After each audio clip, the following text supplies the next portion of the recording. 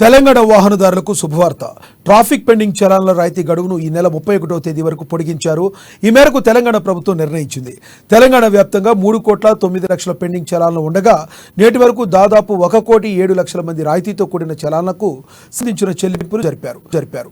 దీంతో ప్రభుత్వానికి ఇప్పటి వరకు 107 కోట్ల ఆదాయం వచ్చింది. తొలుత గత డిసెంబర్ 26వ తేదీ నుంచి నేటి వరకు పెండింగ్ చలాన్ల రాయితీకి అవకాశం కల్పించారు. అయితే ఇప్పటి వరకు దాదాపు సగం పెండింగ్ చలాన్లు కూడా రాలేదు.